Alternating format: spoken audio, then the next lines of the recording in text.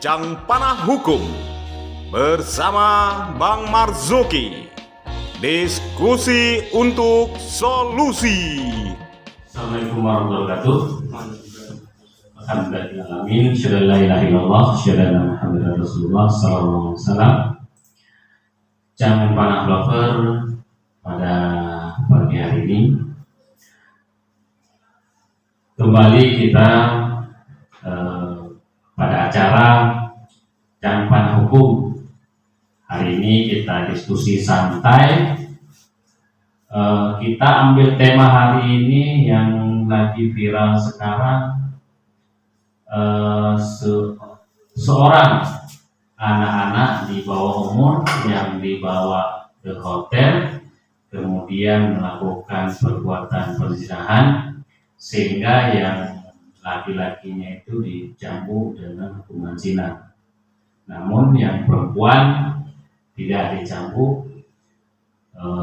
Oleh karenanya kita coba diskusi santai hari ini, Bapak semuanya, Bapak Ibu, Jang Panah Lover, membahas tentang bagaimana penanganan terhadap anak di bawah umur, baik dia sebagai pelaku maupun sebagai korban.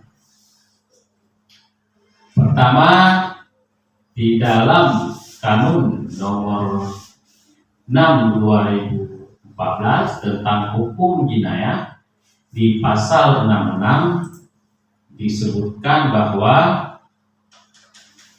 anak di bawah umur itu menggunakan undang-undang sistem peradilan pidana anak atau SPPA atau Undang-Undang nomor 12 tahun 2012 tentang sistem pidana anak SPPA.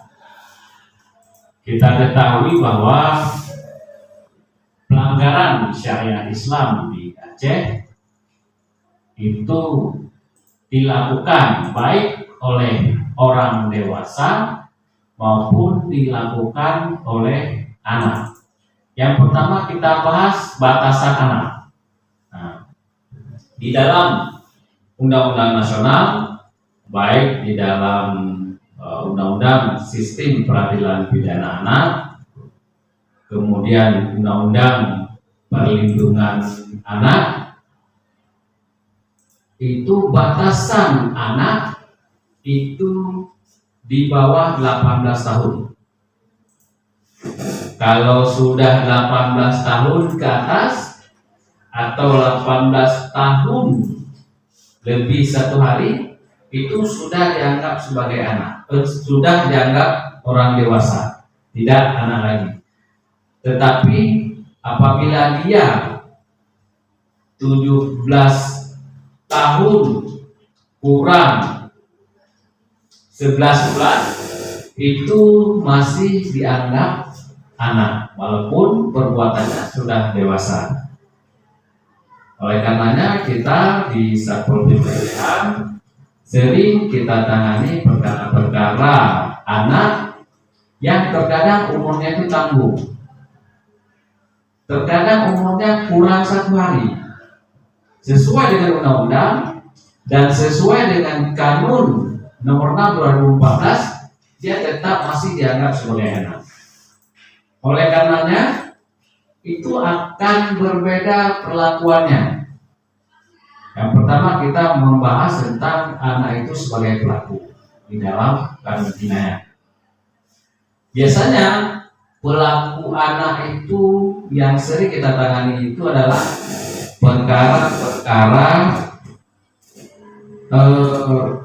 khalwat, ikhtilat, dan zina. Biasanya itu pelaku anak, ada yang pelaku anak itu laki-laki maupun yang banyak juga ada pelaku anak yang perempuan. Nah, apa yang kita lakukan apabila pelaku anak itu bawah umur? Ketika ditangkap oleh warga, kemudian diserahkan oleh warga kepada kita ke Pol PPWH, maka upaya yang kita lakukan itu adalah kita inventarisir, kita lihat data pribadi dia, kakaknya atau identitas dia, umurnya berapa. Kita hitung-hitung umurnya kurang 1 bulan 18 tahun. Nah, itu dikategorikan sebagai anak. Atau umurnya 6 tahun. Atau umurnya 17 tahun. Nah, kalau umur di bawah 18 tahun, maka anak tersebut itu harus diberlakukan luar biasa. Yang pertama, dia tidak boleh diperiksa oleh penyidik yang belum bersertifikasi anak.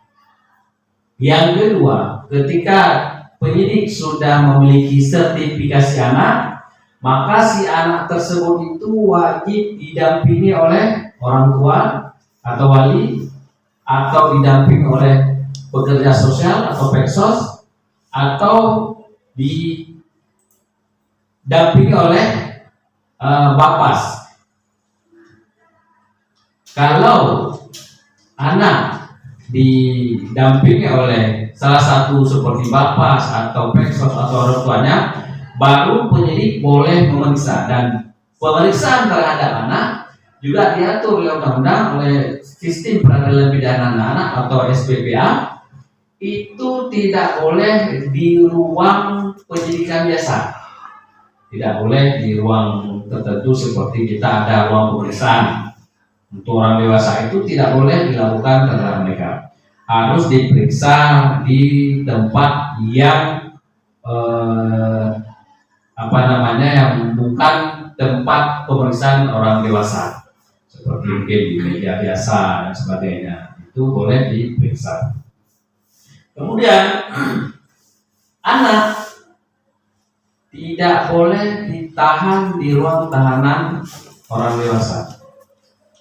Anak itu boleh ditahan dengan ruang tahanan khusus terhadap anak, atau boleh mereka dititipkan di LPKS atau tempat penitipan khusus anak. Selanjutnya, anak boleh ditahan sepertiga dari penahanan orang dewasa apabila pidananya itu di atas 5 tahun. Jadi anak misalnya di bawah 5 tahun, katakanlah 2 tahun atau 3 tahun, itu tidak boleh ditahan di ruang tahanan seperti ruang tahanan biasa.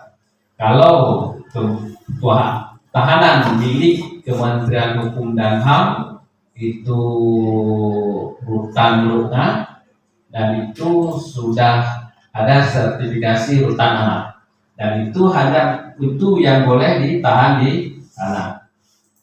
Kalau tempat lain tidak boleh ditahan, dan boleh dia dititip di LPKS atau di tempat penitipan anak seperti di Banda Aceh Darusada, LPKS Dinas Sosial, dan beberapa tempat lain yang memang menjadi kewenangan dari lembaga tersebut menangani perkara anak, seperti yang pernah kita lakukan di beberapa waktu lalu.